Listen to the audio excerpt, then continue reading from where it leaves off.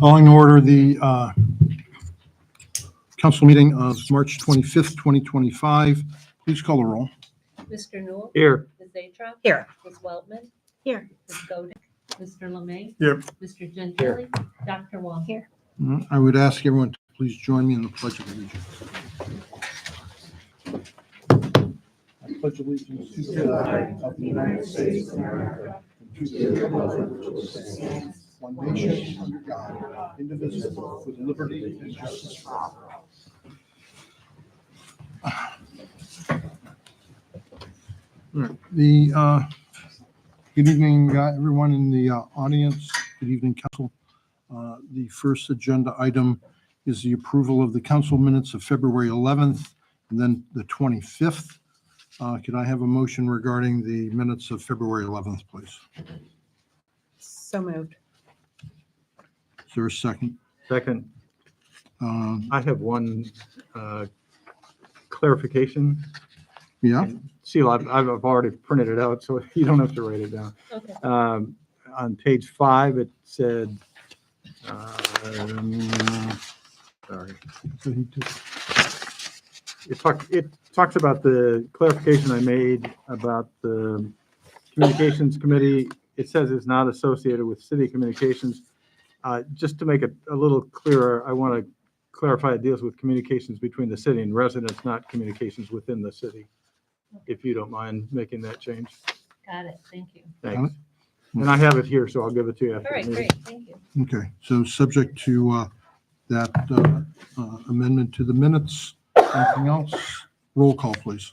Mr. Newell? Yes. Ms. Atrop? Yes. Ms. Weltman? Yes. Mr. Lemay? Yes. Mr. Gentili? Yes. Dr. Wong? Yes. Next, a motion for the approval of the minutes of February 25th. So moved.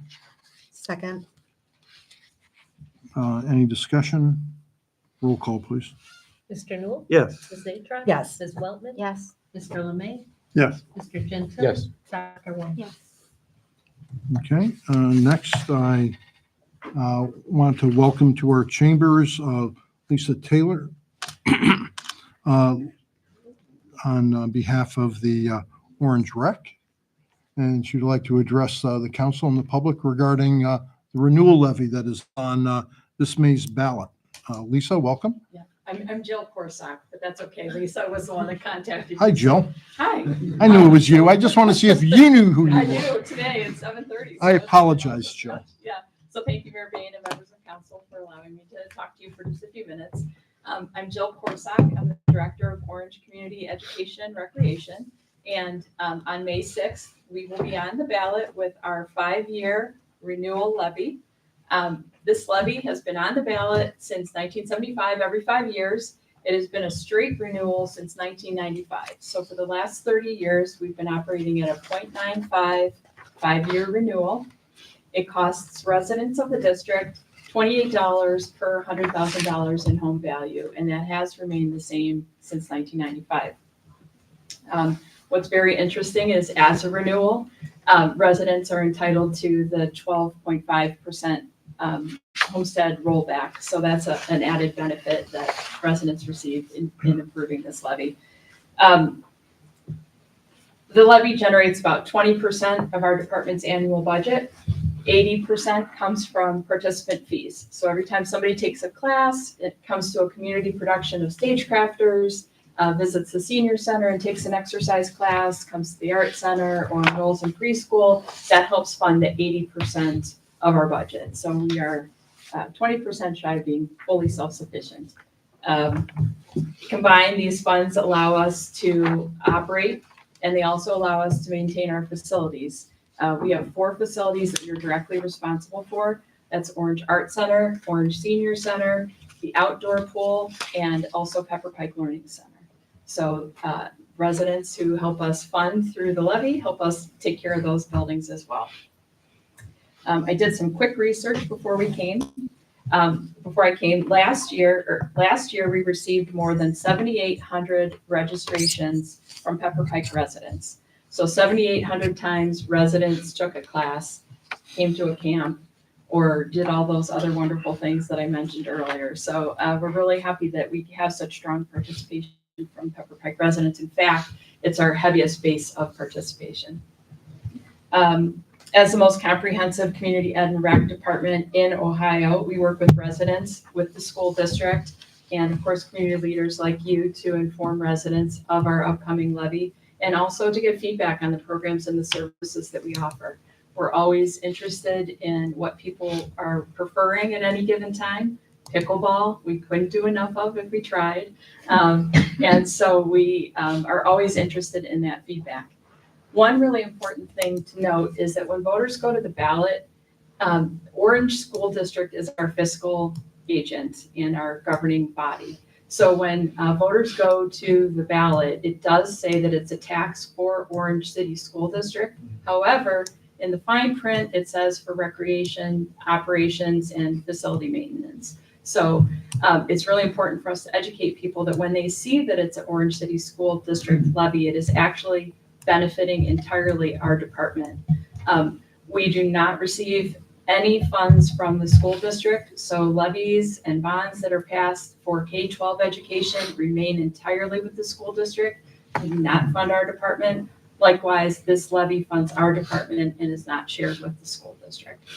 So it's always something really important that we convey and help people understand, because the language that was adopted in 1995 when this levy came the first time and has been renewed every 5 years since, we're kind of stuck with that language and can't make changes to it to make it more clear. So you have to get that effort out there to make sure people understand what it's for.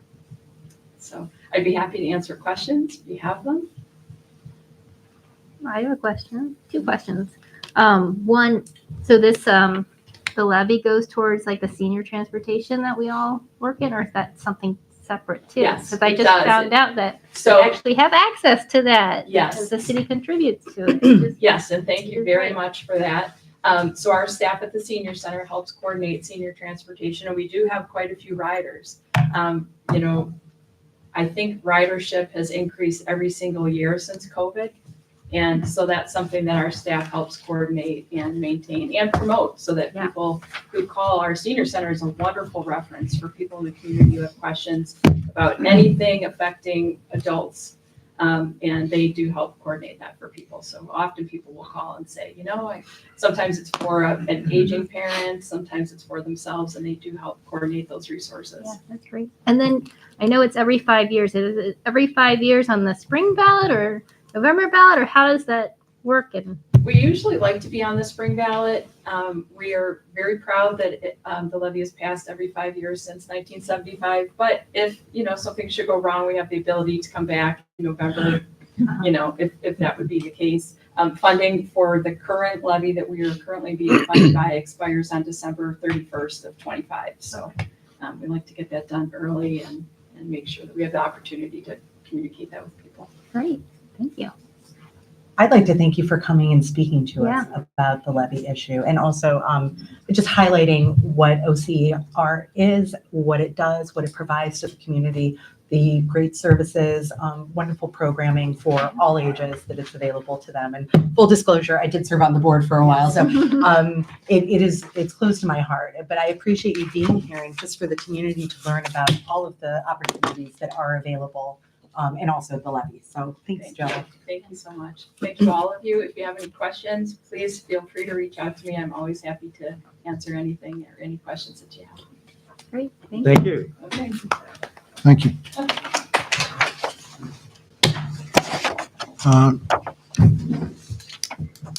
Next, we see ordinance 2025-05. This is authorizing us to accept Northeast Ohio Public Energy Council, the NOPEC grant, and declaring an emergency. Jim, can you familiarize us with this at all? This is, we usually get around 17,500 hours from our participation in this grant. Been used for a great number of things on many buildings and around the city. We use traffic light repair, sign replacement, going from the overhead blinking lights down to the signs, saves energy. We did it on garage doors, garage door openers, different things to try to save energy any way we can. The grants, a yearly thing, and we've been lucky enough to get it, and we got a great opportunity to get it again. And not exactly sure what we were looking at this. I wasn't prepared for that, so we'll let you know what we're gonna use it for as it comes to the city.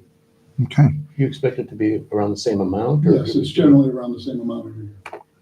How much did you say it was? 17,500, I believe. Do we have to match it or anything, or how does it work? It's just a flat grant? It's usually just a flat grant. It's a payback. We do the work, they take no reimbursement. So,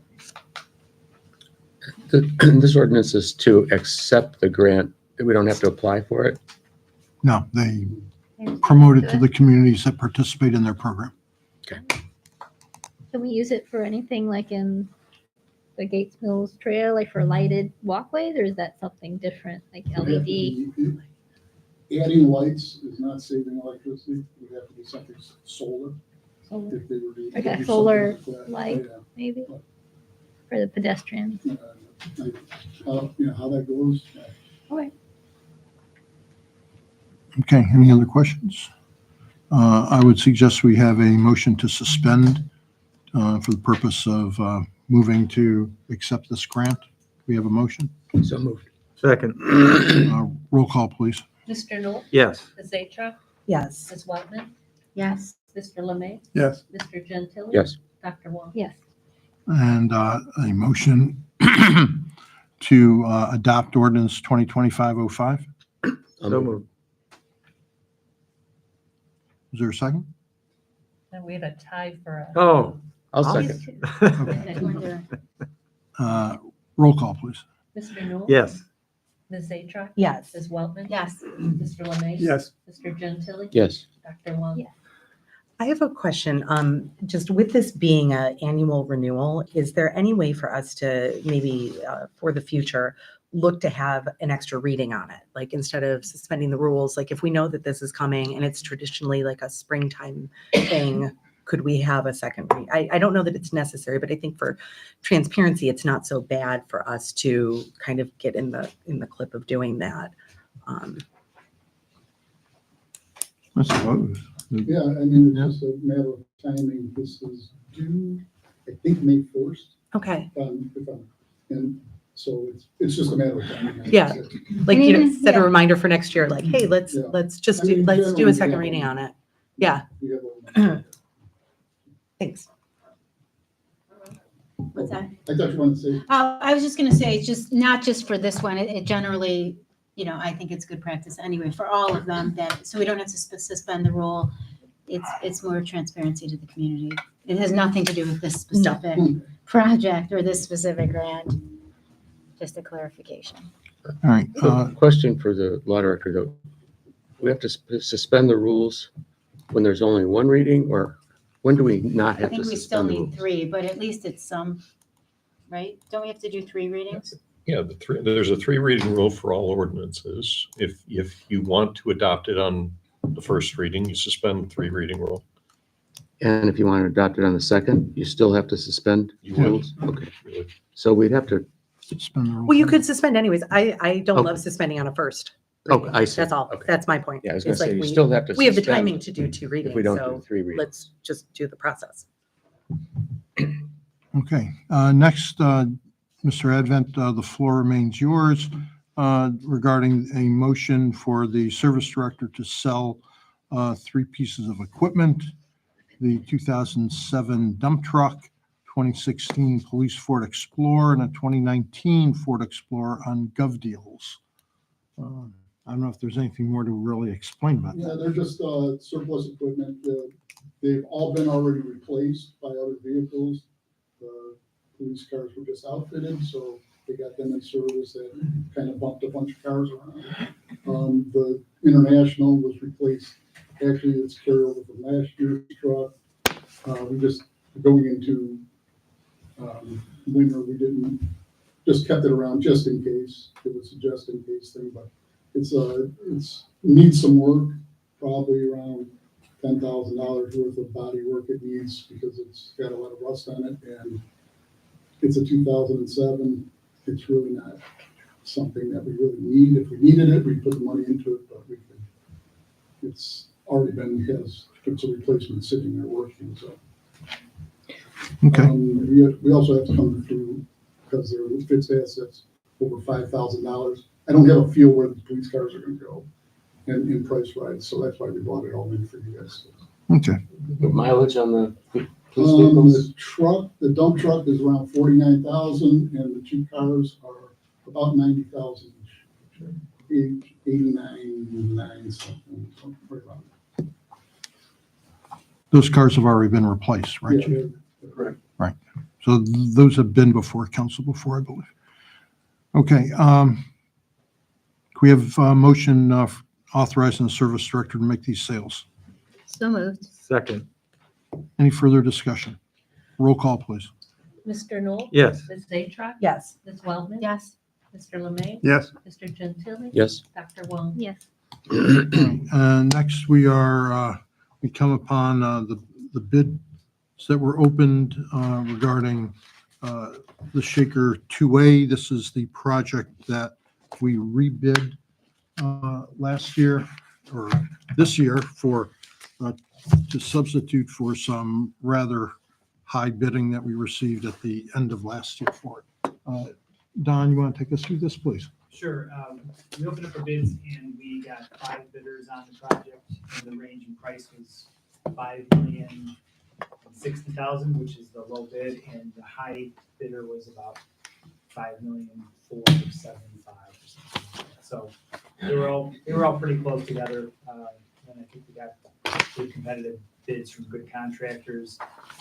The sewer portion, because we have a sanitary sewer, which is the assessed chunk of the project, that we were within less than 5% of our estimated assessment numbers that we sent out. So feel good about that. That was pretty close, about $800 more per household on the assessment, not a huge change.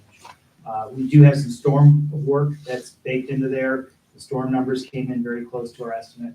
What we're seeing is a bigger, a higher number on paving restoration. And it's because the contractors, we have some contingency material and they're assuming they're going to damage the road quite a bit when they go ahead and do their work. And it's a difficult thing for them to bid on because they don't really know how well the road's going to respond to heavy traffic. So we're about $500,000 higher on that one. And that's spread out over 7 streets that we're going to be resurfacing. So it's higher than I would like it to be, but I think that this is actually a very competitive price. If the damage isn't as bad, does that go down? It would go down, yes, because it'll be a spend that we have in the contract to do repairs to the base of the roadway. If the road holds up better than we think, that number will get smaller. We have a pretty aggressive number in there to repair quite a bit of it, because we just want to make sure that we don't have to come back and tell you that we went way over on something. And kind of the average of these bids, or the best bid was how much lower than when we did this last time? The best bid was more than $500,000 lower than last time. Okay.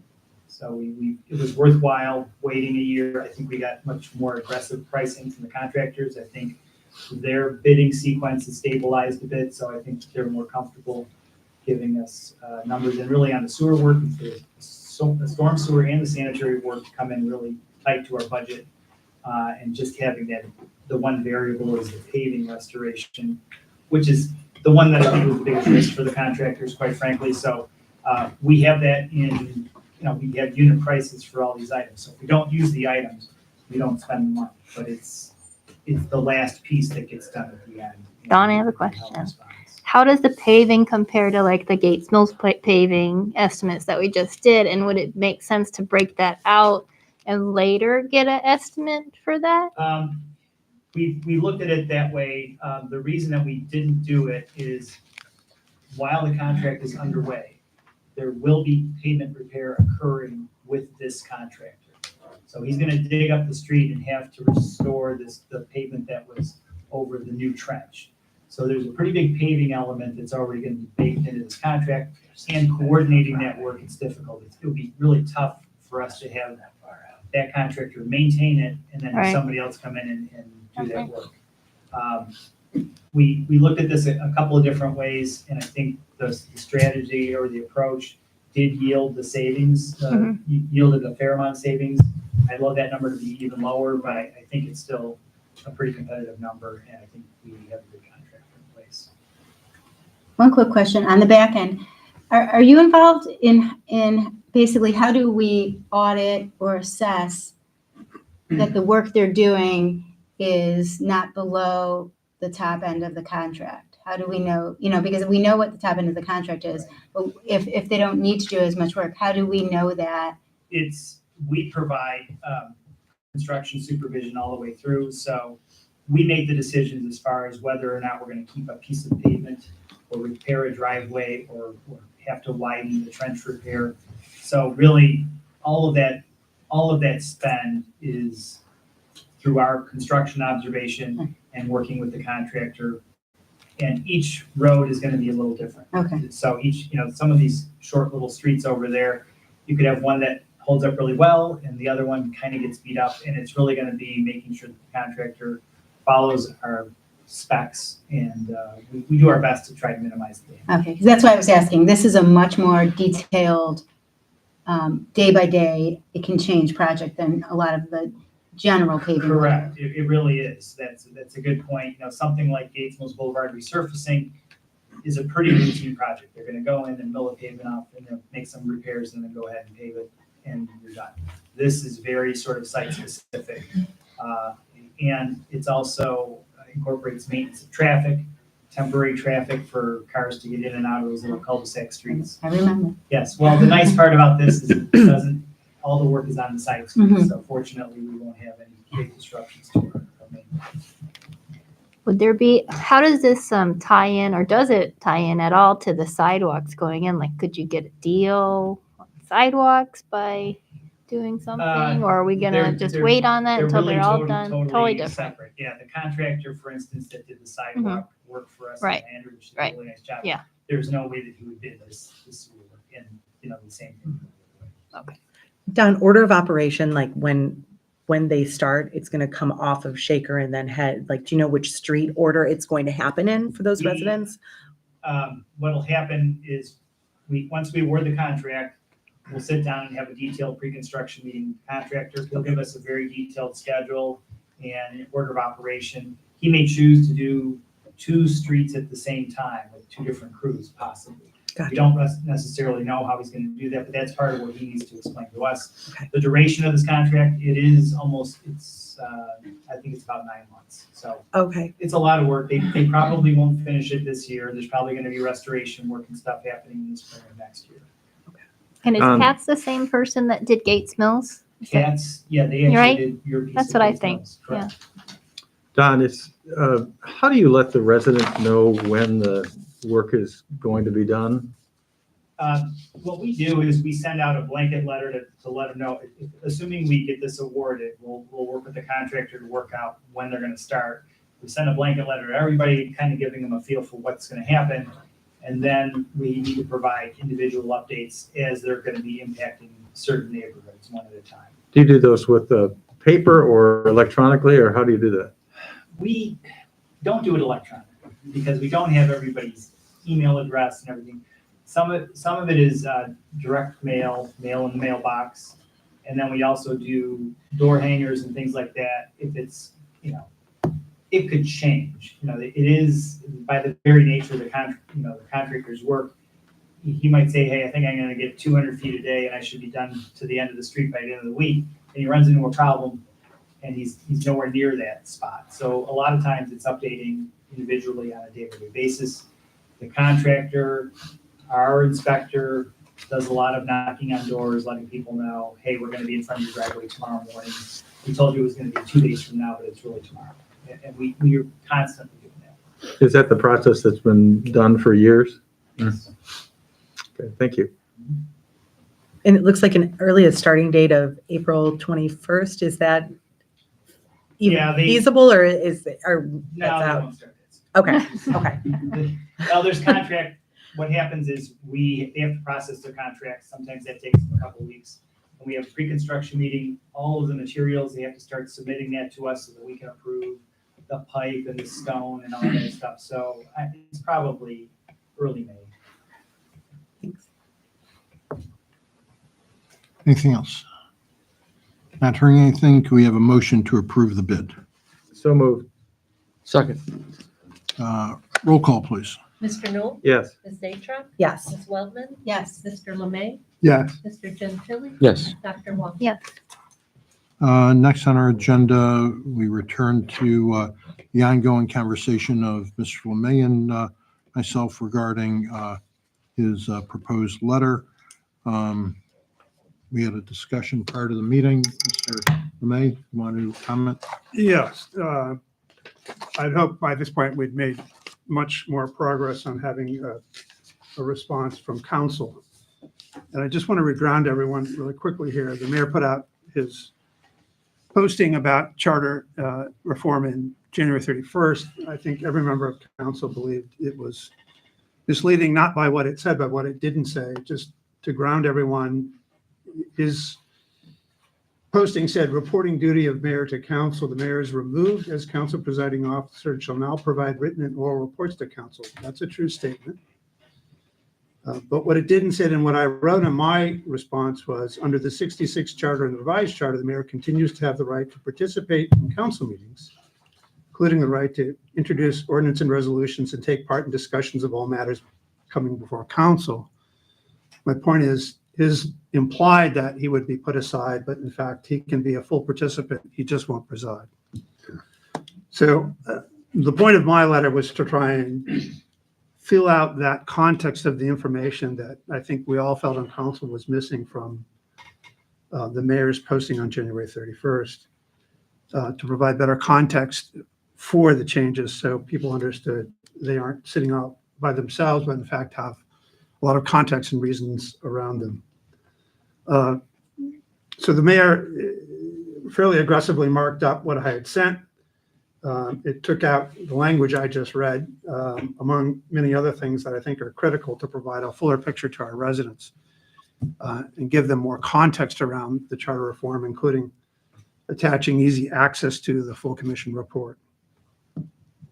So I would not approve that or any other version at this point. Before the meeting, the mayor and I talked at some length. He agreed that the language I read was factual and not advocacy. He could go back in. He agreed that he would look at other things he had stricken and consider putting them back in on the standard of, is it improper advocacy or informational? I realize there's some discussion of that. So we have agreed to take one more chance at this, and hopefully by the next meeting or even before that, we can have a response that will fill in all the gaps that I think were missing from the mayor's letter. And so our residents have a fuller set of information to consider the reasons for the charter reform and the context of that. And so have a better informed resident population when they go to vote on May 6th. So with that, I'll leave it to other council members if they want to comment, but that's what the mayor and I have discussed. I would just say that it's deeply disappointing to me that, you know, I know how council responded to that initial email and posting on the website that we hadn't been informed was going to go out, although we had a meeting just a day and a half later and had met prior to that, obviously. It's very disappointing to me, and it has been, you know, I will support whatever this group does. I have high regard for everybody. It's just disappointing to me that it's been 2 months. 2 months is a long time. And I think that it's our duty to the community to give them full, thorough information, and I don't think we've been providing that. And I don't know how, I'm hopeful, I guess, Jim, and I really thought your letter was fantastic. I'm hopeful that we can get something that does that. You know, I'm just concerned at this point. Okay, just so that the record's full on this, Mr. Lemay and I had gone back and forth. There had been an additional proposed draft by Mr. Lemay that, you know, even cut back from what I had sent back to him. I understand that Mr. Lemay is unhappy in retrospect with some of, that, and he'd like a more full voiced response, which, I respect. And Mr. Lemay and I have agreed to move forward and have further conversation in the very near future. And as he said, it's our mutual goal to get around the board on this and be done. So thank you, Mr. Lemay. And we'll move on. We had a brief finance committee tonight, I have a quick Mr. Lemay. Regarding the letter, thank you, Jim, for all the work that you've done. Is there a way, because can Steve help Jim with the letter, like the wording of the letter? We're going to involve Mr. Yeah. Byron in the conversation. Yes, Doctor, Okay. we are. Because, I mean, we weren't apprised of the mayor's letter, and we didn't get to dabble in that and say what was okay and what wasn't. And I think with the council's response, I think it should come mostly from council and not having edits from the mayor. I mean, that would just only be what's right, I think, Fair. and have fair. And I mean, that's not what's happening. So I think that's what should happen in this response letter. Agreed. So just Agreed. wanna- I also agree. Okay. And I just think that, if it is going to be delayed further, I mean, everything's getting stretched out. And I think that is a feature, not a bug. I agree with what everybody said, and I think it's actually getting to the point where it might be too late. The other letter's been posted for the better part of 2 months, and even if this one is posted within the next week, it'll only be up about a month before the vote. So I'm disappointed also that we couldn't come to an agreement on this much sooner, and I'll have something maybe to say about that a little bit later. Well, just to be clear, I did agree with a version that was sent to me, but, there's been some pullback on that, and that's fine. I understand, but we're continuing to work together on it. But I think council was supportive of the original version, or one of the original versions, which was very robust and much more parallel to the letter that had already been put out. And I just think it's not denying council to correct false information that might be shared somewhere in the community, anywhere. I'm not, misinformation or misunderstandings. And I'll just leave it at that for now. Mr. Lemay, you want to report on the finance? Yeah, we had a brief finance committee meeting. Joe could not be present, so there wasn't a lot to discuss. It's early in the year. Nothing on the financial report, though, indicated any significant anomalies from budget at this point in the year. Jim, I did have two questions. There were a couple things on, I usually try and attend. Got here a few minutes later and it was already over. Now I know why. Well, I did find out why after I got here. If I have a few questions on the budget, what do you? Oh, Yeah, you can pass pass them on, Mr. Lemay. to me. I have some questions. I'm going to call Joe on something, Okay. so. And I can pass them on to you. Okay. There were actually regarding two, I think, POs or checks kind of thing. So I Just can, email me and I'll accumulate them all. okay, that would be great. Thank you. Thank you. Ms. Zatrok, I think you had a meeting. We that I couldn't did. attend, so I'm Yep. happy to hear what you talked about. Sure. The Parks and Beautification Committee met on Tuesday, March 18th at City Hall. We had a robust discussion regarding some interesting topics. I know I mentioned the committee would be hosting an event in spring, but due to speaker availability, we're going to be looking to fall to host the deer-resistant gardening speaker. We have a program in the works for summer. More to come on that event soon.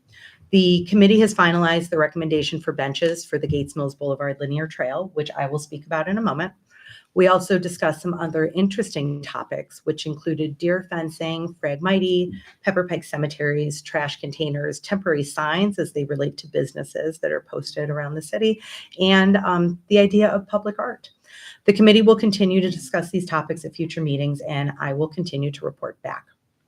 I also updated the committee on the status of the long-range park plan, We agreed it's better to do it right than right now, and the committee will remain nimble and ready for action when the time is right for us to further explore the possibilities and opportunities for our parks while furthering our discussion of ADA accessibility and modernization of this building. So our next meeting is scheduled for Monday, April 28th at 7 p.m. I'm going to hand these out. This is, if you want to take one and pass it down, and Sheila has some for this side of the room. The committee made a motion to approve the suggested park bench design and asked me to present our recommendation this evening. So we're recommending a specific bench available through Kenneth Lynch. I've spoken with one of our representatives from MKSK, and they're supportive of the bench that we've selected. So I'm going to read, I have a cover letter on here. So committee recommendation for Pepper Pike benches. And I'm going to pass this. This is the wood type that it's the only sample I have, but there are photos in this packet and stuff of the bench. The Parks and Beautification Committee has researched the topic of park benches over the course of several meetings. After much discussion, consideration, and deliberation, the committee would like to recommend the following bench: Kenneth Lynch concrete and wood bench, item 3238, to be installed along the Gates Mills Boulevard linear trail as per the plans presented by MKSK. We would also recommend any existing benches in the city, when they've reached their useful life, be replaced by this bench. I've reached out to MKSK, and they're supportive of the bench being suggested by the committee. We would defer the bench size to MKSK, as this bench is available in 3 different lengths, 4, 6, and 8 feet. We believe they would best decide the appropriate bench size for each area of installation. The committee is also recommending the pier mounting for the installation of the bench and the Kumaru wood finish, which you will see in the sample. This bench has armrests available that could be installed for an additional cost. We would suggest that that feature be added for comfort. If there are any additional selections or questions, the committee would be pleased to be available to make recommendations. So I would like to apologize for not getting this out sooner. Some information that had been provided to me was actually a little bit dated from Kenneth Lynch. So I wanted to get an accurate an estimate from them. And it took a little bit. So I didn't get this email until 3:30 today. So I understand if there's a desire to table this until next time, but I wanted to push it out as soon as I could to all of you. So enclosed in here, there's a quote. And the quote is for different, the different lengths of bench. So depending on what the recommendation would be for each bench. And MKSK may suggest a 4-foot bench here, but an 8-foot bench someplace else. So we wanted as a group to leave that a little bit more fluid in the conversation that they would be selecting those. So you'll see there's a cost estimate. There's some photos in here, both of a newer bench, and then there's one that's aged. There's one with armrests, and then there's some, so a pier mounted bench is actually installed into the ground, that it's not a surface mount. I've learned quite a bit about benches in this discussion. A surface mount would be under a concrete pad. A pier mount is actually mounted into the ground. So landscaping around it and everything, it'll blend in really nicely. So they sink the concrete into the ground? Is that what you're saying? Yeah, so there's piers on the bench. Depending on the size bench, there's either 2 to 3 legs. There's a diagram of, it's actually a blueprint kind of looking. You'll see where the ground level is and then how much of the bench gets installed below grade 2 to 6 feet. to secure it. That's just one piece of concrete, though. Mhm. Yeah, the whole side of the bench is that. And it was How's the durability, which is a key? that was a great question. And I asked about that because there aren't any of these particular benches installed close to us. The closest one is Allegheny College. And I wanted to find out, so is this a bench that is used in similar climates, different weather? It's, you can see New York has them. Buffalo is, I guess there are a bunch in the Buffalo area. So they get as much snow, if not more, than us. And also similar climates. to that, and they said that it's very durable. So, Any and the maintenance wood type. At all? Huh? Any maintenance at all? So this one, this was part of what the committee really looked at maintenance programs with different benches, because we looked at some powder coated benches, and those take a lot of maintenance between like sanding and then coating and all of those processes. This one is pretty much all you do is a light sanding of the wood, maybe once a year. It's detailed in here. It is not something that is a continual maintenance for the service department. We wanted to be thoughtful about what recommendations we were making, to not overburden any one department also with that they have to be out doing And I that. think So- it'll age like a light grayish color. Yeah, so It won't There's- stay, correct. it won't stay brown. Yeah, it will age just like a teak, like it's similar to teak. Hmm. So you will get that aged It'll gray out. to it. Yeah, it'll start graying out, which, But it's not hot, like yeah, it's not hot 'cause like Right. bricks, you know. we talked about different materials, being metal, there are some like not natural wood products. I'm trying to think of like a Trex kind of material. And some of those get exceptionally hot in the weather. So we wanted something that people were going to be able to use. So like I said, this was numerous discussions by the committee, and we looked at other designs too, but we tried to put a lot of thought into the recommendation. Rick Yeah. Ikoff really spent a lot of time Yeah. looking into He- it yeah. and looking at He different did, and- companies and. And he was, yeah, and very concerned about the durability of the wood, for example. It's known as Brazilian teak, that's like a common name, and it has a long life And expectancy. it's interesting, it outperforms the synthetics, the plastic, by the way. Mhm. It lasts a longer time. Yeah. You wouldn't think that would make sense, but it does. I mean, they put in writing this durability of at least 25 years. So to me, if they're saying 25, you know that if taken Yeah. care of, it can well exceed that. I'm curious, did you find any cities that had installed them and had them for 20 years? Could the company just, I could As a- reach back to them. The representative that I spoke with was These- very helpful, and I'd be willing to go back with any questions that you guys would have. Like I said, I don't love that I didn't give this to you ahead of time. this picture looks like they've been there for a long time, Mhm. because the wood is all grayed out. Yeah, I could find out like the age of that photo. Curious if they could just, if there's any cons at all. It's an attractive bench, I like it, so. Jim, what do you think? The first thing I would just say, in my opinion, is forget about a 4-foot wide bench. Because it's basically a one-seater. And very few people walk that trail by themselves and then sit down for any of the time. So definitely 6 to 8 should be, and it wouldn't hurt to do them all the same. Because they're not gonna be bunched on top of each other. I think we should leave that to the If designers. you have an 8-footer with no armrest, then really easily get 3 people sitting. But people like their personal space. Right. Yeah. Nobody's gonna sit on a 4-foot bench next Yeah. to somebody else. And you That's a can't good- sit on the Yeah, arm I think in they the were middle. primarily, the forfeit is just there as an option, but I think they were primarily looking at the 6 and 8. And I guess, over time, there are different locations. So even if we, somewhere down the road, replace the current bench, it depends where it is, what's Yeah. currently there. Could, And then you when can you're also- speaking to the company, Yeah. Could you ask them, the wood, I totally, as I've mentioned when I was with your committee, I totally support the wood idea and not the plastic for the reason you described, the heat element in the summer. I am a little concerned about the concrete of the piers, Mhm. just aesthetically. Do they have photographs of this in a grass area as opposed to here? Because I don't know that all of our benches are going to be on a hard surface. I'm just sort of interested to see what does it look like in a You know pier? what? I apologize because she sent me a couple, I'm going to have Sheila forward the email. There are a couple photos that it's attached to. I thought that they would print in this packet and they're not in here.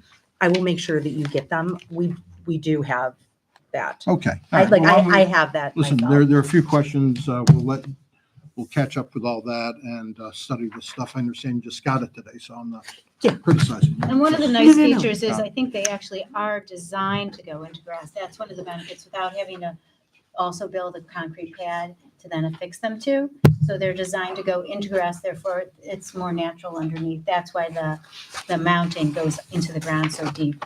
And also you can put the arms on later, and so you don't want to put them on now. You can always add the arms later if you think that there's a need for it.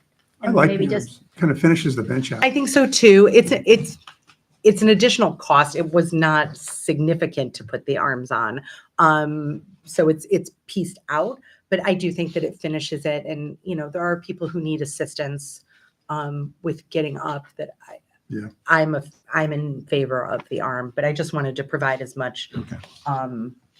information as possible. So I will find out the answer to a Okay. couple of those questions. And if there's any more, please feel free to let me know, All right.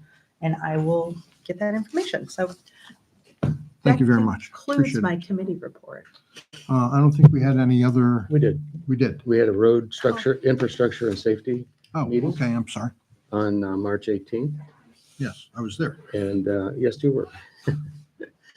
And we talked about a number of things, including just trying to clarify in the minds of all the committee members. The county routes in Pepper Pike include Cedar, Fairmount, Shaker, South Woodland, Brainerd, and Gates Mills. And the state routes are 17 Chagrin, 17 Pine Tree, 87 Chagrin and 87 Pine Tree and 87 South Woodland. And of course, 91 Som Center Road. Those are important because there's usually a cost sharing when those other political entities are involved. It usually doesn't all fall on us. And then there are sometimes when we can get grants even for roads that are just city roads. We also discussed maps and pavement condition reports, and those will be updated now that the weather is hopefully getting better for some time. We will get those, and we'll get those out to council as well. The engineer presented the 2025 road program summary. Gates Mills Boulevard was awarded, Brainerd to Lander, and for that one we had received an $800,000 grant from the county. And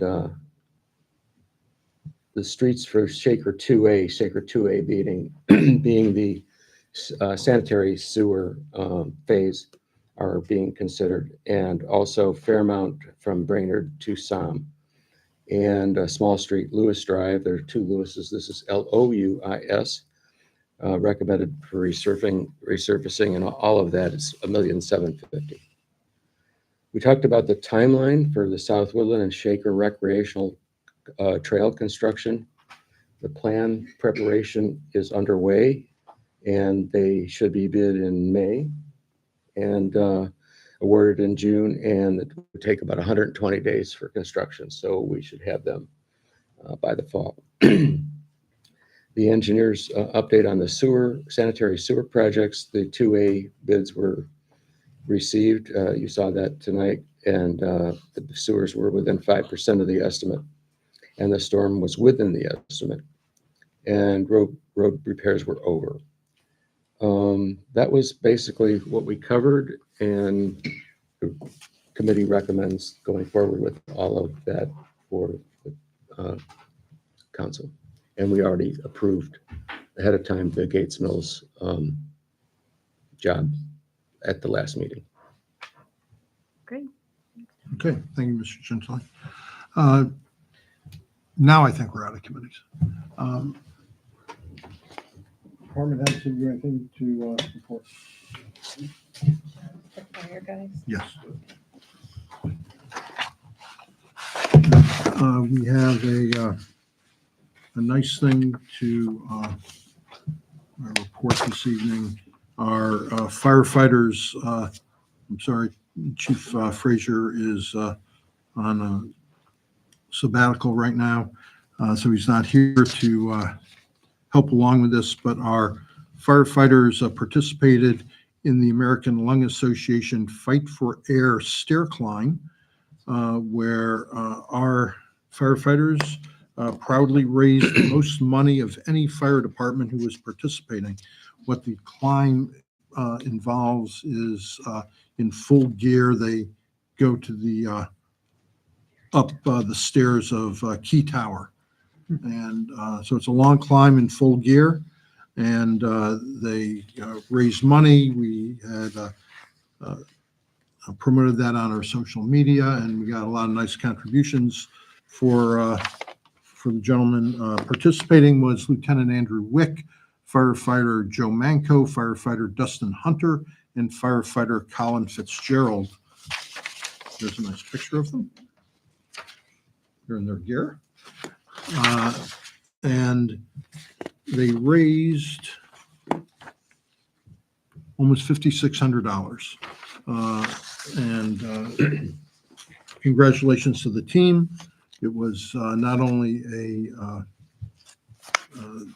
wonderful fundraiser that they and their other fire colleagues and other departments participated in, but it's a great team building exercise for our own men to be involved in, and I congratulate them. If you're not aware, our firefighters also participate in other team building exercises such as bicycle races, things like that, and they're a good competitive group, and it helps bind them together, which given their occupation, team building is an important thing for them to be coordinated and feeling confident in each other as they go about their task.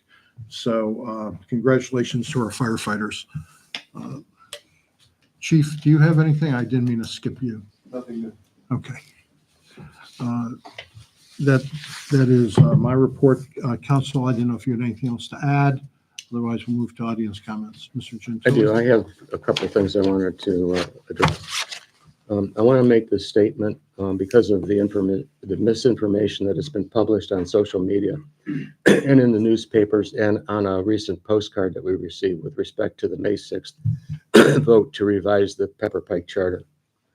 When running for re-election in late 2023, I promised to bring several issues to Pepper Pike Council, including a charter review. The 1966 charter had never undergone a comprehensive review. Good governance in every organization requires a periodic review of its rules, be it a charter, constitution, or bylaws. 58 years is far too long to wait. Contrary to the claims of some, the charter review is not about any individual. Some say that council is punishing the mayor for supporting walkability. This is patently false. Those claimants ignore the fact that every ordinance regarding walkability has been passed unanimously by this council. Walkability has absolutely nothing to do with the charter or its review. In none of the CRC meetings was walkability even mentioned. I believe this false claim has led the mayor to personalize the commission's recommendations. Again, this effort is not about any individual. The claim that the process was rushed is a misguided opinion. Reliance on the National Civic League's recommendations need context. Members of that organization include much larger cities than Pepper Pike, with millions of residents and lengthy charters. Pepper Pike's charter has 7.5 pages and 6,577 words. I spoke with Derek Okubo, Director of Civic Assistance of the National Civic League, and asked him if 2 years for a charter review is average for smaller cities like Pepper Pike. He said that cities of our size with relatively short charters, he would recommend budgeting 1 year, not 2. He volunteered that the time frame was from the enabling legislation to the vote. Pepper Pike's process will exceed 1 year.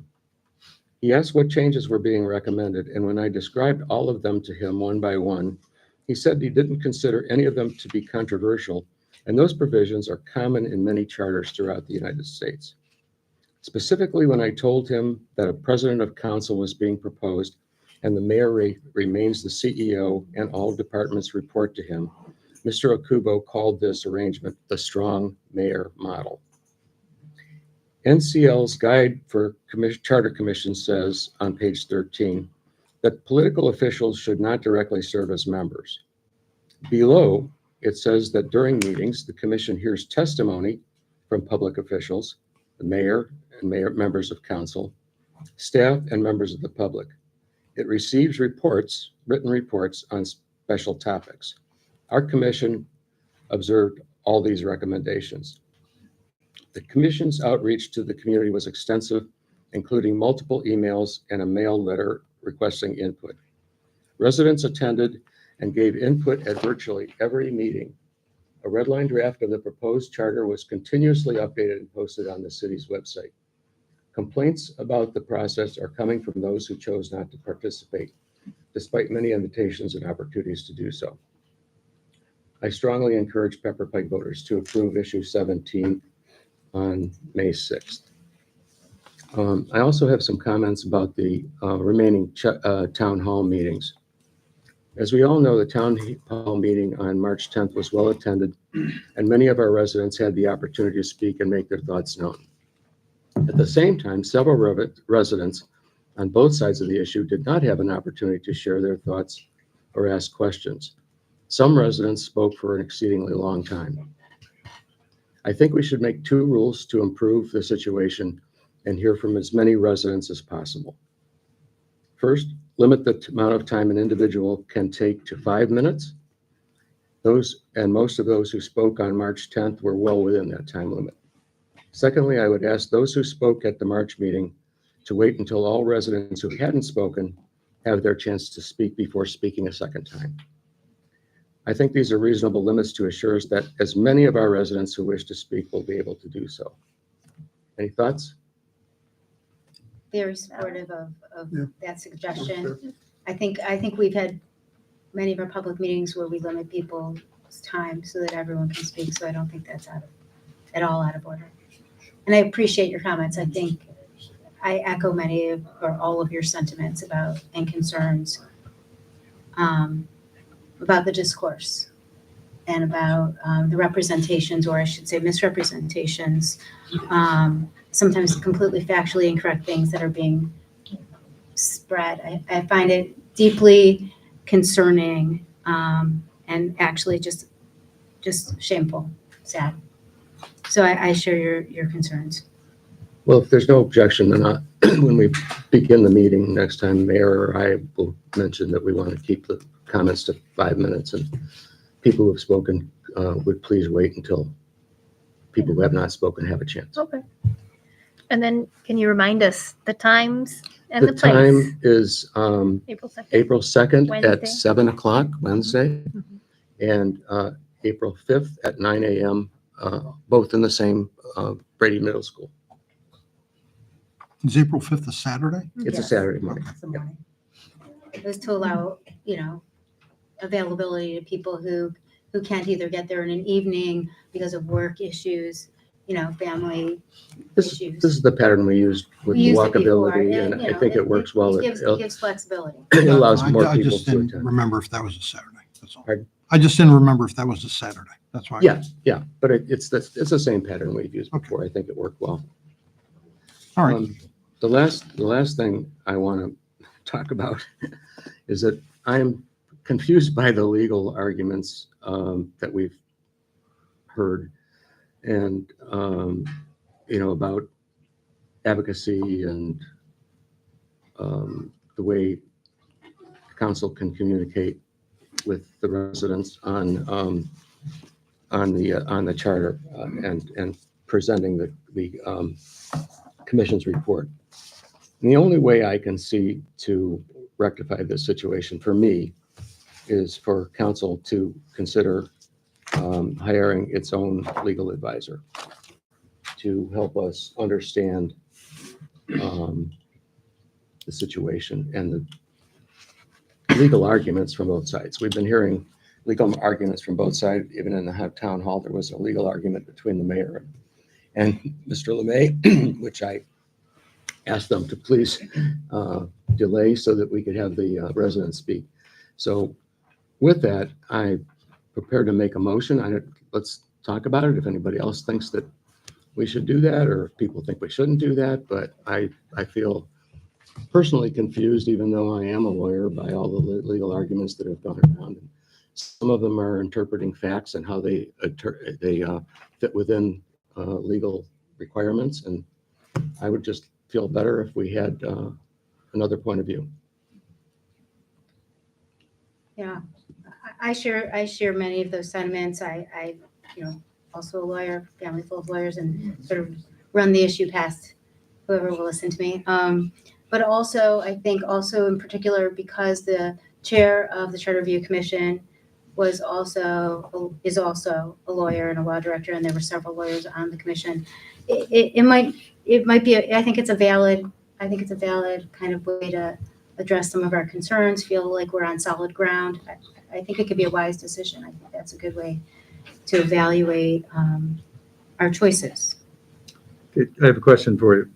Because one of the members of the commission was an attorney who's familiar with that, I'm curious why he wouldn't be a good choice to weigh in on all this, because he's. Well, I think he did. I mean, I think as far as, I think he felt like for example, the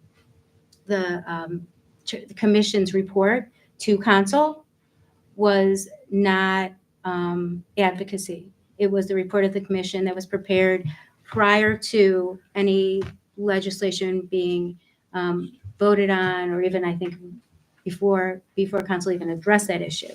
So I think that's one of the reasons why I feel so strongly like that, because he's, Scott. of that opinion. Yeah, Scott, and this is more related not to the activity of the commission itself, but to the discussions that we've had here in council about advocacy and being factual and not advocacy, but using city resources. And I'll use his name, Matt Vazana, is the law director in another city, and he is asked not to be asked to weigh in on this kind of thing in Pepper Pike. So he didn't ask me that directly, but I've heard from others that that's the way he feels. And so I think we should honor that. And going back to the commission report, though, Mr. Byron was at almost every commission meeting, and he approved and actually provided some of the language that is in the revised charter, the red lines. And he was the one who suggested taking out some of the unconstitutional language, and had other suggestions as well. So it isn't like the Charter Review Commission hasn't been vetted by our own lawyer along with another lawyer. So, but this is really related to what's gone on since then. And a related, more global point is that we did prepare a document that now for the walkability, which was very dense with facts. And so if we're preparing that document, and now it appears that we have two documents in conflict as to how we're reading the advocacy piece, I think it would be good to get a clarification. This is not probably the first or last time we would prepare something like this. I think we also did it, we did it for the fire levy. And that was a direct ask, that was actually more. So I think getting a good read on that is just a wise way to move forward. I mean, and then we have something in place that we can feel like we're on solid ground. That we don't know what it will be, but we at least will have an answer. Isn't this exactly what our law director has provided you advice? And I'm a little confused on it, Mr. Gentile. Simply, I know sometimes, having been a lawyer for 45 years, I've had to give advice to clients who don't like my advice because it's contrary to what their ambition or desire for the answer to the question might be. But and it's probably the hardest part of a lawyer's job in many ways, to give advice that they know their client is not going to be excited to hear.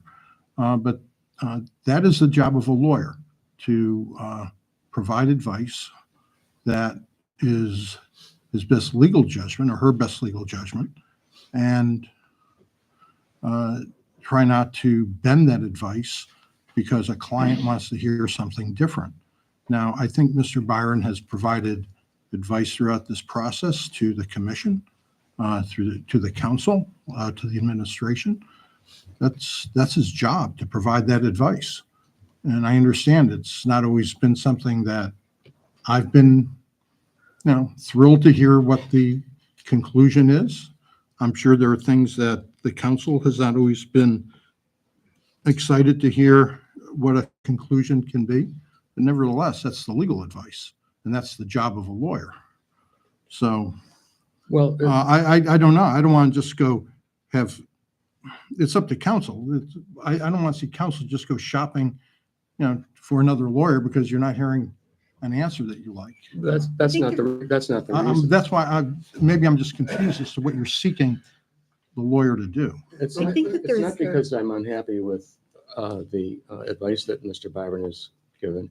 There have been lawyers who have argued a different way, and I'm just not clear on what the right answer is. So I think that if council had a lawyer to advise it on this matter, which is very important to the city, that we would all be better off.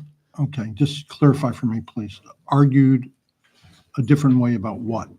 Just so I know that answer. Primarily about the advocacy and anything related to going forward with the town hall meetings and everything that is going to lead up to the vote. Let me put some context. I appreciate your thought on that, Attorney. An example is that referencing the commission's report. At the second meeting of council, I asked Steve a question when you and I were debating the council response. And I asked him, can we reference the commission report in our council response? And his immediate response was, yes, it's a public record. But Steve, I don't think that's the position you're still holding. Am I correct about that? Well, if you reference the document as a whole and say, look at the document, that's absolutely appropriate. When you cut and paste sections of the charter report as an advocacy for the position you're taking, the Charter Review Commission said X, Y, Z, and therefore we should pass the charter amendment. That to me is advocacy. So it's all in how it's presented. Are you cutting and pasting the arguments of the Charter Review Commission in your support of passing the charter? Well, if you have access to the whole document and you're referring to part of it, you think that's advocacy. So you can't quote it then. I think that's where you're butting right up against the line of putting together an advocacy piece. By quoting a public record. Doesn't matter if it's public record. That's not the point. You're citing it as authority for the position that you should pass the charter amendment. This discussion is exactly why I think we need another lawyer who is not a part of this to advise council. I keep getting more and more confused every time this discussion goes on. I feel And I shouldn't say inconsistencies. confused. I don't know which way is right. It seems like what Mr. LeMay is saying is right. I can see the point Mr. Byron is making, but I just don't know which one is right. And to me, It's to your point, Rick, and I've been a lawyer for 40 years too, and I know you have to tell clients some things they don't like. But there wouldn't be lawyers on two sides if they all had the same opinion. And lawyers do have different opinions. And in a matter like this, the line between advocacy and informational is hardly, as Steve pointed out in his memo, it's hardly well elucidated in Ohio law from a case law perspective. So it's legit. I think it's legitimate to say, just to get a different opinion, like you would for a medical procedure, because two doctors may disagree on something and two lawyers. I don't think there's anything wrong with doing that. It's not rejecting necessarily. It's just seeking a different perspective from a different lawyer who has a different background. I wouldn't call that opinion shopping. I'd call it a search for the right answer. I have a question about that, though. Let's say we did hire another lawyer and that person offered a different opinion. Whose advice do we, Talk louder, Scott. Again. let's say we hired another lawyer and who offered a different opinion. Whose advice do we take? Well, I think having the information would help guide us either way. I don't think we'd have to pick one or the other. But very often, two lawyers persuade each other about, well, you didn't think about this aspect, you didn't think about that aspect, and then they might reach consensus on where that line is. It's the amorphousness of that line that has troubled me. And unfortunately, there's not 100 cases that say, here's where the line is. At another session, again, to the same issue, I asked Steve, and I'm going to try the quote, Steve, if I'm not quoting you right, tell me, but you said, words to the effect of, you're probably okay if you're not telling people how to vote, or words to that effect. Do you remember that? That's, the further you get from telling people how to vote, the safer you are. Right, but the point is that if you're not putting, just to go back to the tax letter that the mayor sent out, it said some statements, this levy is critically important to the city. This approval of this renewal is critical to the fire department. But at the end, he said, the renewal levy is on the number of ballot. Please remember to vote. So he didn't tell people how to vote. But the line, the levy is critically important to the city. I think, Steve, you said that's walking right up to the line, but didn't cross it, apparently, in your view? And there was unanimity among the mayor and council that go out like that. There was no approval I'll by just- council, neither. I'll disagree with that because I apparently it was approved by a previous council. We Right. did not see that before that went out. So although I am supportive of that message, I wouldn't have disagreed with it. I did not have eyes on that document before it was sent. And I would like that to be part of the record. None of us did. None of us had eyes on that particular document. If a prior iteration of that document was approved by a different council, that doesn't mean this council approved that document before it went out, and it did not. And I think that's just one of several examples of inconsistency in application, which is why, good advice, which isn't a yes, now, up, down answer. It's much more nuanced than that and detailed. And that's how we make that determination and evaluation. The other thing that troubles me about that response is if it's improper advocacy, having the legislative body approve it doesn't make it proper. I mean, if the law prohibits that, True. we can't. That message was not improper advocacy. Say that again, I couldn't. That message was not improper advocacy. I stand by that. Well, Just to So, yeah, clarify. So what would council like to do? I just have a question. Just to clarify, right now, as the charter is, the mayor hires and fires the law director. Is that With the correct? confirmation of council. With the confirmation of council. With the confirmation of hiring. council. It's in turn of hiring. Yeah. How about firing? He's got my resignation in his hand. So he could Sign it. and accept fire it you at anytime he any wants. time Yes. on his own. Yep. Without counsel. Yep. So wouldn't you think that's like, if he said something to council that the mayor was maybe upset about, he could just fire him? And maybe the law director could be influenced by that, and that's why the charter, the new revision says that it has to be, the firing has to be approved or something, changing that fact that the mayor has sole authority to fire the law director.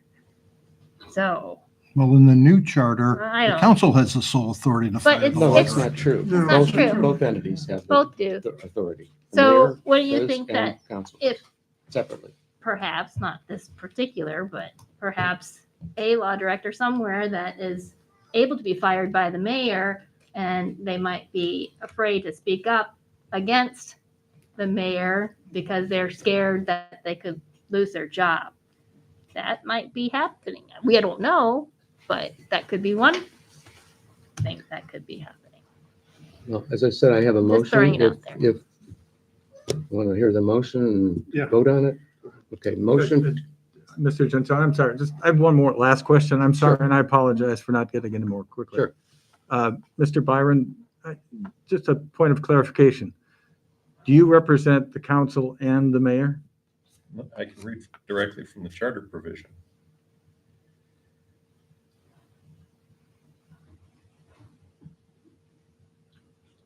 He or she shall serve the mayor, the council, the administrative departments, and the officers, boards, and commissions of the municipality as legal counsel in connection with municipal affairs and, subject to the direction of the mayor, shall represent the municipality in all proceedings in court or before any administrative board. So it's all members of the entity. Depending on it, the chief can ask me questions, the service director, the engineer, they can all ask me questions. I can answer questions of employees if they have, like Sheila will call on occasion. Not even at the level of department heads. So basically, anybody in the entity is a constituent member of the client municipality. And in a case like this, where you have two entities who are asking your advice, and how do you decide the advice you give? I look at the question and the law and the facts as I understand them, and apply my understanding of the law and the facts to the case. Thank you.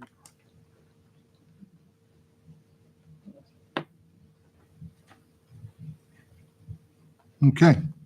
Mr. Gentili has indicated he has a motion. Motion to authorize Pepper Pike City Council to hire an attorney to advise council and its individual members on matters related to the 2024 Charter Review, the Charter Review Commission, town hall meetings, the city website, written and oral communications, and all other matters pertaining to the vote on issue 17 on May 6, 2025.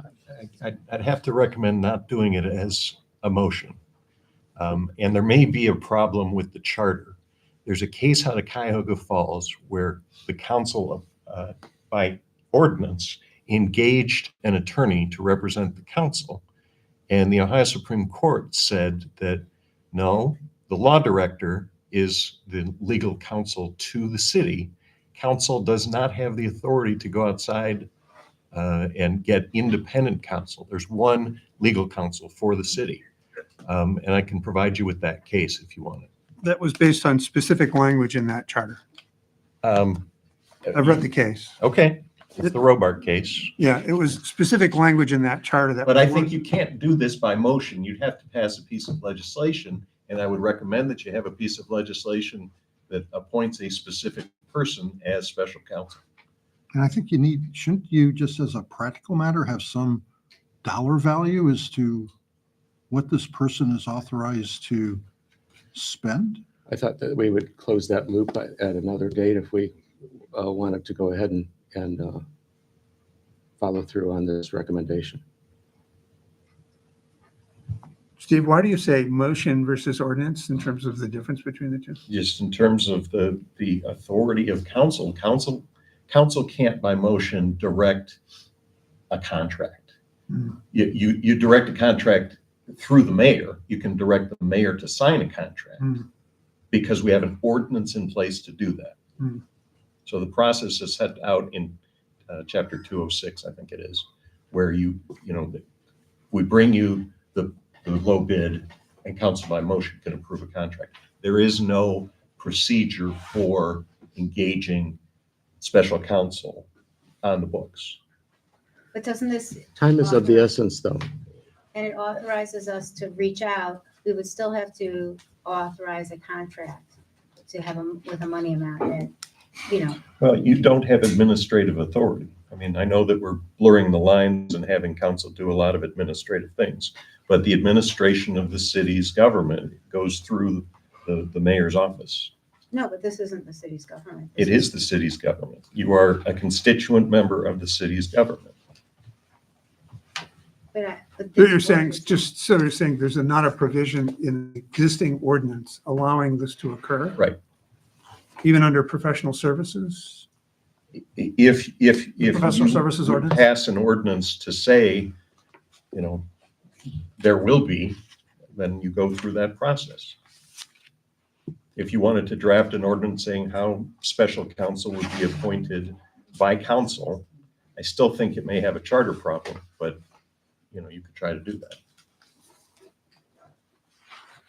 In order to fit it within the rubric of the existing ordinances. And charter. In that, I don't have my code book here with me today. I usually have it, but there's There's a contractual provision for retaining a professional service. Right, it doesn't, you're exempted, you have exempted yourself from the public bidding requirement for professional services. That's what you're thinking of. Right, There's that laundry list of things where you don't have to go out for low bidders. right. That's what this would. This would be that, Right. but that, remember that work is done, the administrative side of things is done by the administration, not by council. I understand your point. So we need to do this, we need an ordinance. And you'd be delegating to yourself administrative authority, which I think is going to run afoul of the charter. I'm not understanding that argument. I don't understand that argument. How do you go out and investigate what's going on? Who would do that? Yeah. You would have a council member performing administrative authority. Council members don't have the ability to do that. What are we investigating? We're engaging a legal opinion. Yes, you mean you've already picked out a lawyer? No, I'm saying How would that, you find out who the lawyer is? how would we find? That out would be the lawyer is? administrative action of engaging special counsel, is going out and soliciting other attorneys to provide special counsel to the council. That's administrative in care. And you don't have an ordinance that allows you to do that. Mm.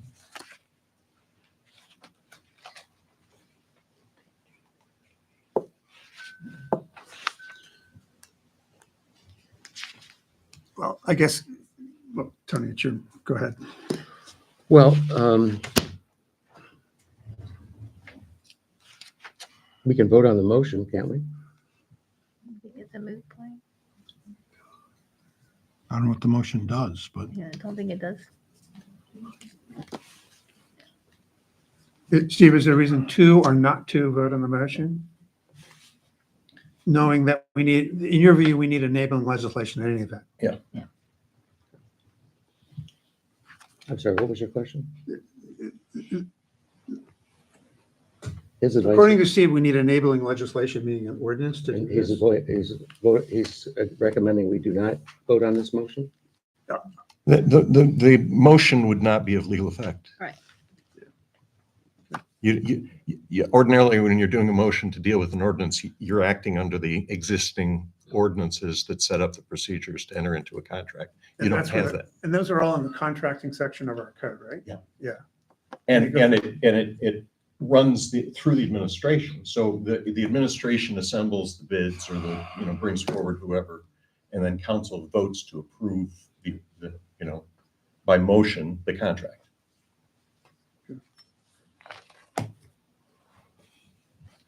okay. And even though it wouldn't have a legal effect, couldn't we get a sense of council whether they would like to move forward with an ordinance? Council can pass a motion as sense of council on anything it wants to. My only concern is going to be timeline again. It's like Yeah. It's like, it just keeps, Yeah. the clock keeps running out on us. Can we have a special Every- council meeting tomorrow night, when, where Mr. Byron will bring us that ordinance to vote on? I can be available whenever you need me to be. I'm not available tomorrow night, unfortunately. It'd be tough to. Well, time is I mean, of the I essence, mean, so. that is, I'm not sure what the ordinance would say. I mean, it's not clear to me what exactly, are you talking about going out and putting out advertisements for legal counsel, or have you already picked somebody you want to hire? No, I'm saying we need to hire one. I haven't thought about exactly what the process of that would be. Okay, well, I'd need more details if I were going to write an ordinance on a process to engage special counsel. Have you ever Somehow- written one of these somehow we- before? Most of the time, special counsel is done collaboratively between a council and a mayor. So the mayor would go out and solicit names to do it. I don't get the sense that you're going to get that. I don't know. Mayor, I don't know if you're interested in shopping for special counsel. Not particularly, but. So Isn't there even a time limit on special, you're talking about tomorrow? We have some sort of time period to announce a special meeting, don't we? It's Something- 48 hours. I don't know what it is. Well, whatever it is, I'm trying to get. You can across the adjourn. idea You that said time is of tomorrow, the that's why. essence. I mean, I think we're struggling with the, this constant slow down, and we have this clear inconsistent application. I mean, I think that's clear. So I think we need a resolution. I don't know how we get at it, but I really think, this would be a great way to get at that answer. Well, if I recall, three council members can ask Steve to write an ordinance, so So please write an ordinance. I'm reading, Steve, I'm reading the charter. It also says that the law director shall perform other duties as the mayor or council may request. Can we request you to get separate counsel? Opinion from separate counsel? You have, certainly, if everybody's in agreement, I will act at a verbal direction. The problem is that the mayor is in charge of the administration. The things that you're asking about are administrative in character in terms of going out, finding special counsel and. But isn't that another duty as we may request? Yeah, and council acts by passing legislation. So we have to pass legislation to fulfill that charter provision? If the mayor's opposed to something, you can't do it just by motion. But it's already in the charter provision. Do we need legislation when the charter stands approved? It's not specific as to how it's implemented, which is why the administration is involved. And if you want a specific hiring of a specific person, No, I assume you just want a Perform process. such other duties consistent, such other duties as the mayor or the council may request. Mhm. Can't we just request you to do that as Now, council? without a piece of legislation, you can't. So all Because the council, mayor's going to say, don't do that. but you serve both the mayor and us. Agreed. And you act by legislation. That's how you can control the administration. So I've asked you to write that ordinance, and I think I can get two other. I don't know what the ordinance is that you're asking me to write. You've never written an ordinance for special counsel. I've written lots of ordinances for special counsel, but you're talking about, how are you going to find the special counsel? What's the process you're going to interview? Yeah. Okay. Gonna advertise. You're going to advertise? We don't have to advertise. You don't have to advertise. What are you going to do? We can get recommendations. Okay. Phil, tell me what you're going to do, and I can write the piece of legislation to implement that. Give me the procedure that you'd like to follow. Yeah, let's take this offline, I think. Okay. Yeah. Is the goal to get out a statement that you feel more fairly represents That's your viewpoint of this? Is one that of the goals. One of the goals. Yeah, like I said earlier, sometimes people just don't like the advice they get from their lawyer. And I said And that like is you said, that's my goal. Well, I don't think one of the. clients should have a goal that they want their lawyer to come up with and say, well, if you're not giving me the goal, you're not achieving my goal, I'm gonna go hire another lawyer who will tell me what I want to hear. Rick, that's. I don't think that's the way that should That's work. not the, Rick, that's not the intent. The intent is this is a very amorphous area of law. It's very ambiguous.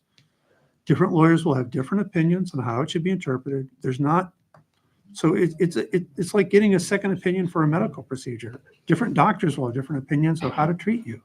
Lawyers do the same thing. I got second opinions all the time in my 40 years. Because I got an answer from one lawyer, didn't sound right. So sometimes they agreed. And I go, okay, you guys were right. Sometimes they disagreed because the first lawyer didn't find some case that was really important. So it's not opinion shopping. It's just in an area of law that's wrought with ambiguities, and this one is. It really, I mean, Steve, you would agree. This is not a clear cut. Different lawyers could have different opinions. And I think that's a fair inquiry. And I think even our reaction and application has been inconsistent. So I think that's another way to find that clarification. And clearly it has been inconsistent. Come up with the ordinance, I guess. I don't know what to say. I've listened to the same conversation you have. And I keep hearing the man say, I need direction, and he can do things, but. Yeah, let's take Is there a way we can, Mayor, can you sit down with some members of council and see if we can come up with a statement in the next day that would work A statement about what? I apologize. I'm not following you. A statement about what? Well, I thought we were talking about the Charter Commission. Isn't that what we're talking about? Am I totally off I base here? really don't know what we're talking about, Mr. Knoll. I got Well, to, I'm asking Yeah, my yeah. colleagues. It's this, can a more robust statement by council that includes more context or argument, depending on how you look at it, be put out with city dollars? that's what they're asking for. And they want to have a legal counsel to say, to bless what they have and say, that's not advocacy.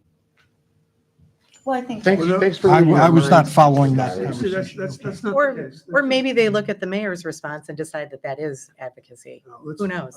all right. To your point, Scott, I think was bound up in Tony's overall motion. That was one of the things to advise on that line between advocacy and informational and context, and just sharpen that up so we have a better understanding where that line is. So it's a tough area of law, and giving two opinions, I think, is a worthy objective, just to see if there's things we haven't thought about or Steve hasn't thought about that might make it go a different way. That's a fair ask, I think. And But maybe, but there's a process to do this that I think. We'll work on it. we can maybe look to other municipalities if they have seeked outside counsel for any sort of similar situation too, that that may be out there. I just don't want to get mired in the back and forth of drafting this legislation and then to have the same effect of just more delay. This has been 2 months. Another I'm trying 7 to- weeks. Can we just remove whatever the mayor has on the website now until we come to a consensus? Right. Is there any further comments by council? To this subject or another subject? On any other subject? I have one. Okay, Because there's been a little bit of confusion, and if you've got notice about how to recycle, there've been some changes in recycling. I just wanted to let you know that the service department and I are going to get together this week and try to put out a video that clarifies things. And so look forward to that. Thank you. That was very confusing language that was used in that. And I know in the email that went out, that wasn't initially provided by the city. It was somebody else's words that with the recycling program. Yeah. But many people were very confused, And we had myself included. We had a good video, which I think might still even be up there with the Good previous model. service director. So we thought it was time to update that a little bit, so. And it's changed from year to year. And the one thing I would ask, I don't know if it will confuse people, but we have additional recycling resources. So you can bring your paper and it goes to kind of a better use, and the city doesn't actually get charged for that, is my understanding. And so I know I bring my paper, I bring my cardboard boxes. I'm not saying you have to do that all the time, but if we could at least explain to people that that's available, I think it would be great. You know, we have, all kinds of efforts going on up there. And I think if you're doing it, I would love if you could add, I will take any or suggestion. you put have.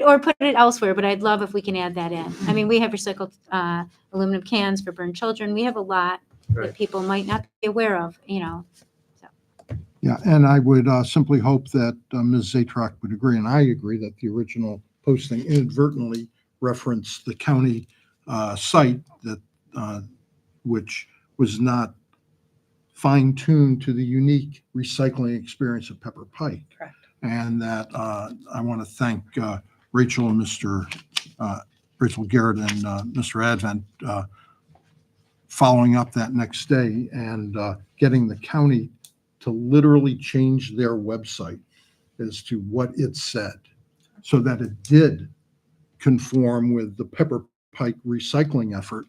And it was based on that we were able to push out a clarifying letter that gave people, that direction to go back to either what we published in our letter or what the county had on its site then, so that there was not confusion regarding it.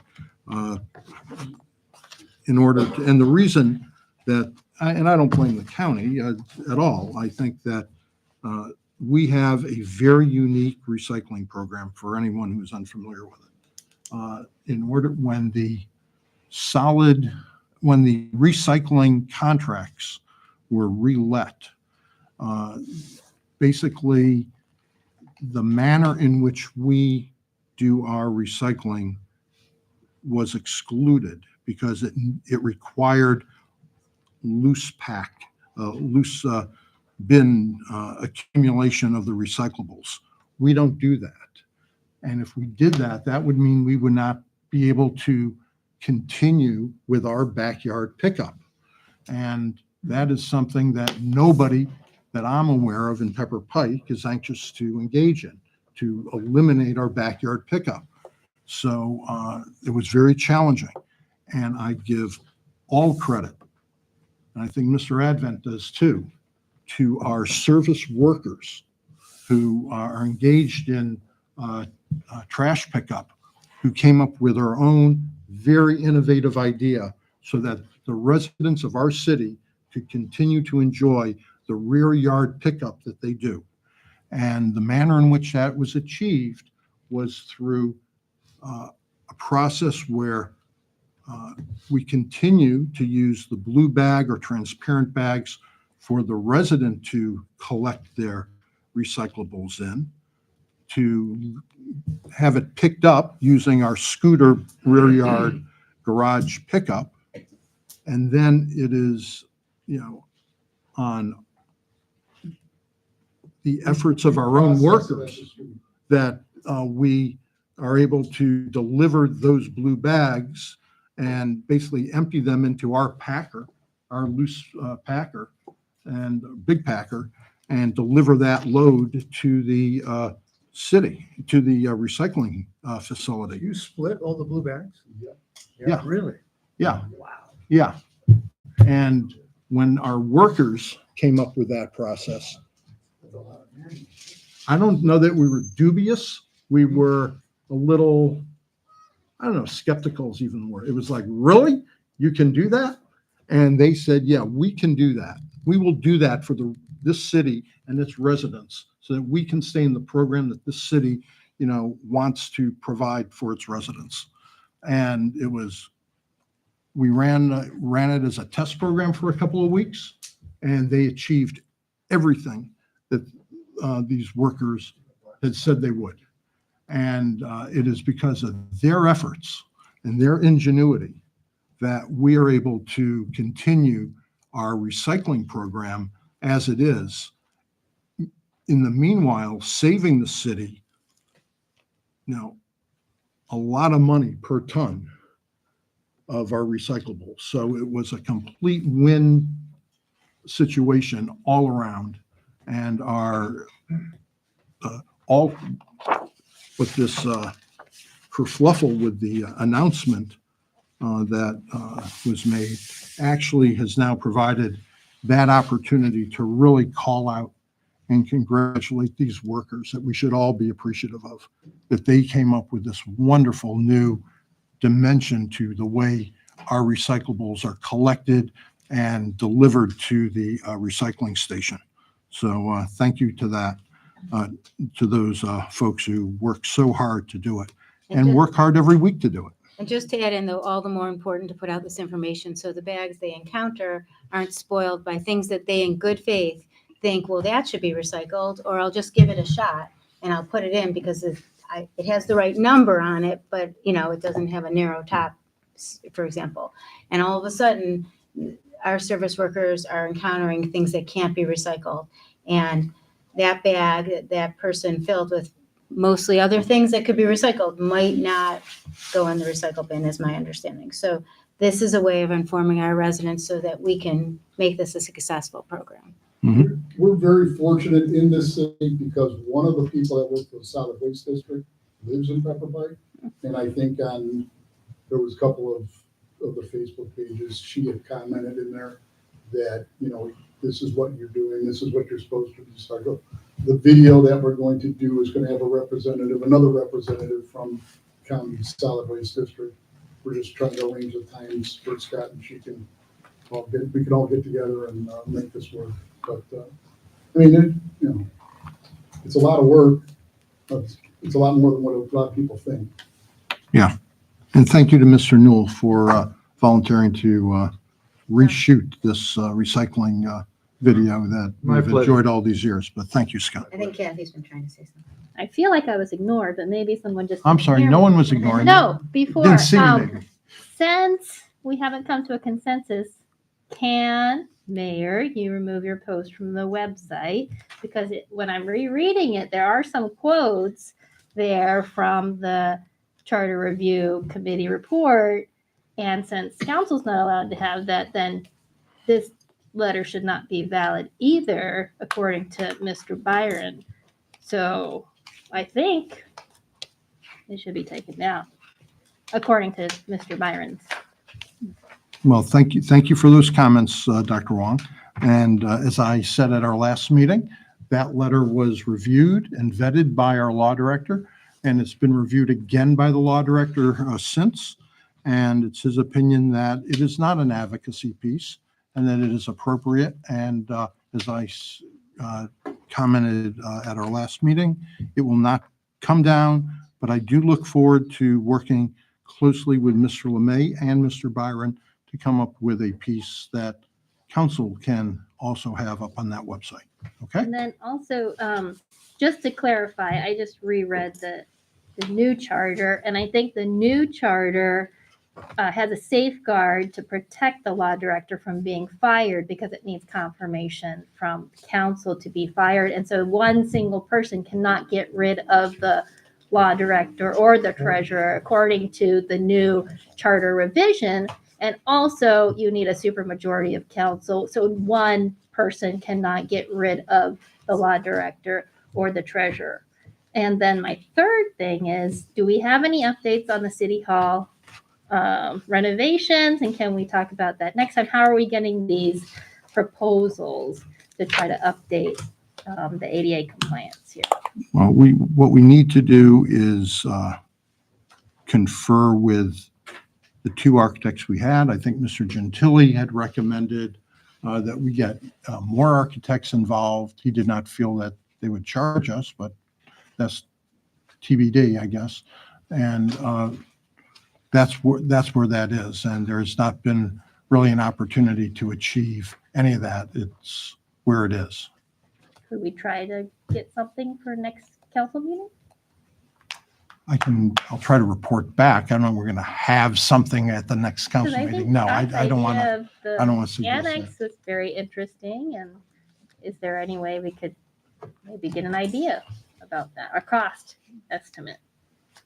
Well, yeah, I'll have to find out more. I think the architect we had in here, Mr. Trotta, I think he would be willing to participate in essentially to be a group of 1 to, I don't know how many architects who would come in, obviously to try to get the business and essentially, It's like Come an up with- RFP. like an RFP, yeah. Mhm.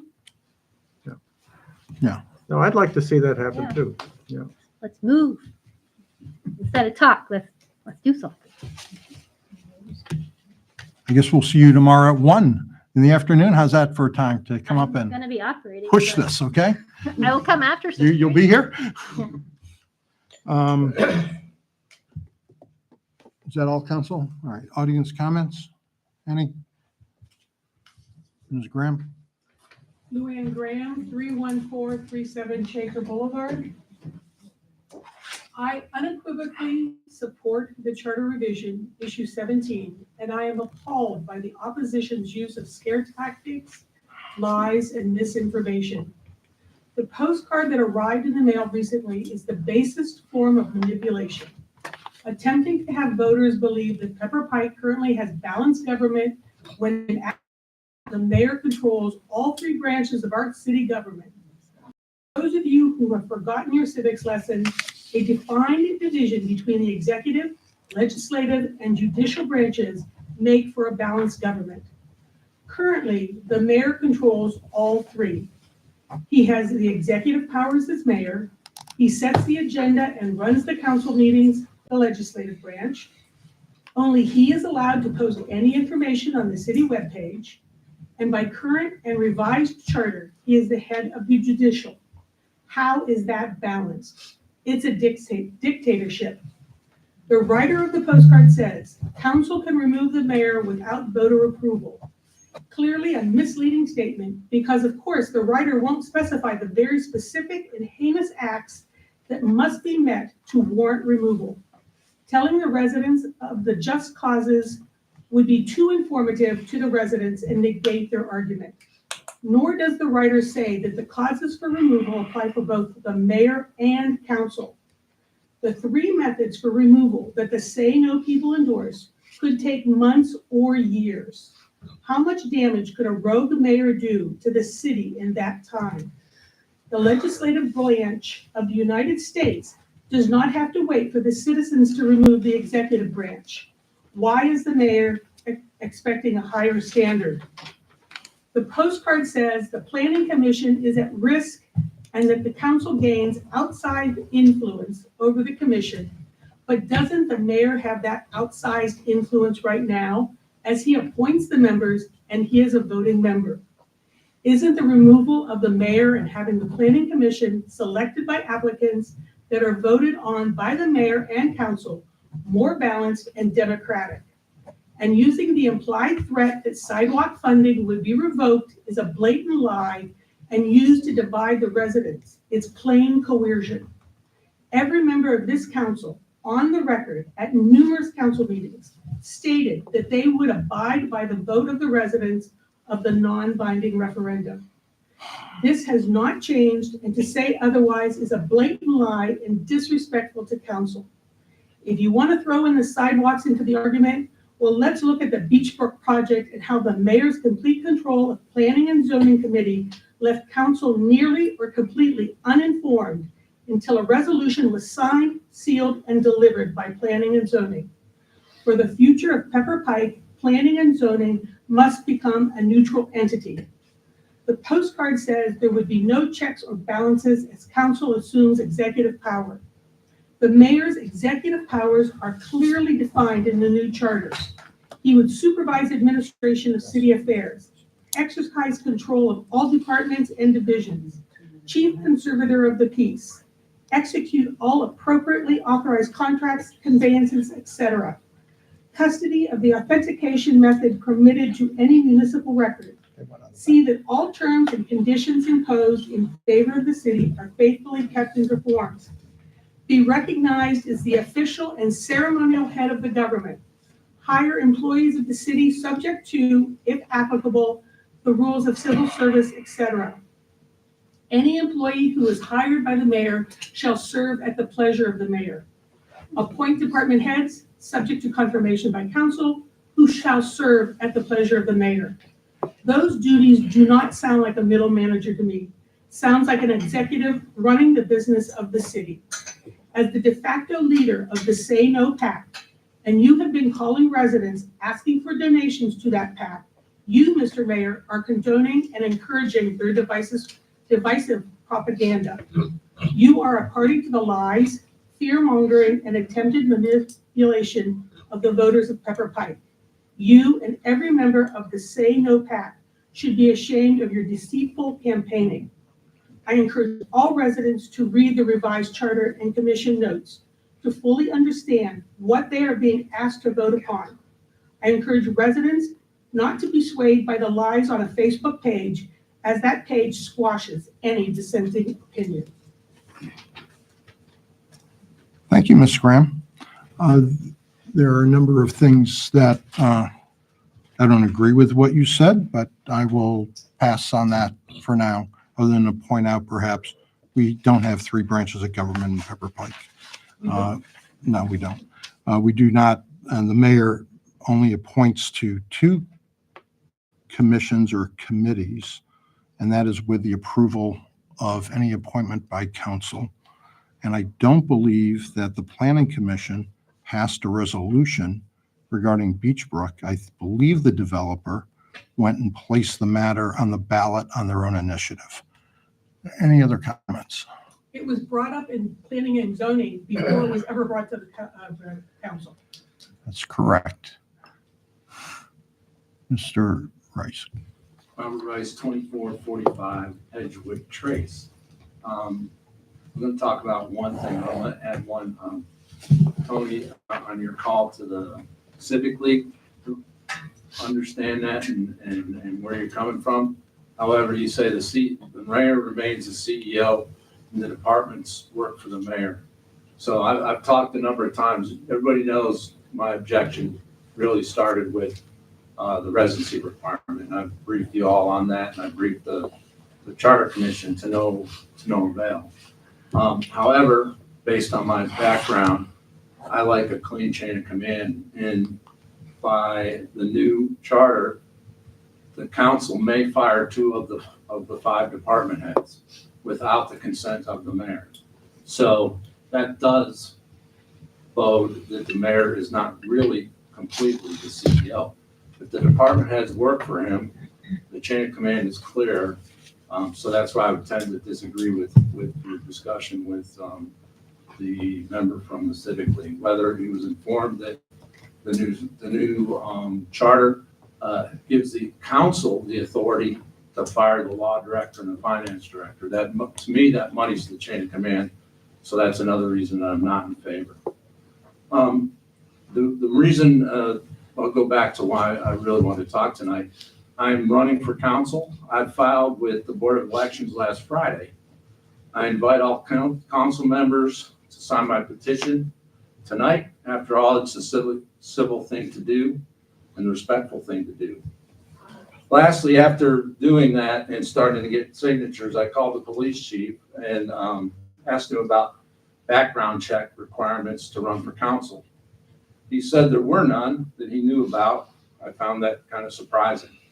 Therefore, I asked tonight and will formally ask in a letter that all who run for elected office in Pepper Pike be subject to a full background check as determined by the police chief and law director, to include checks via NCIC and those other federal, state, and local databases used by the police. A full credit check and a random urinalysis conducted between the filing date of August 6th and October 15th. I think the residents should understand the full background and capability of those running for council. Thank you. Thank you, sir. Is there anyone else? Not seeing anyone else, I would entertain a motion to adjourn to executive session for the purpose of discussing the appointment, compensation, and discipline of employees. Anyone? So moved. I'll second. Roll call, please. Mr. Knoll? Yes. Ms. Zenshaw? Yes. Ms. Walton? Yes. Mr. Lemay? Yes. Mr. Gentile? Yes. Dr. Long? Yes. I'd ask that everyone leave this room. We will not be reconvening for conducting any public business following, so feel free to go home and have a good evening, everybody. Inviting most of these special counsels. Yes. Like council. And that special counsel was here to attend.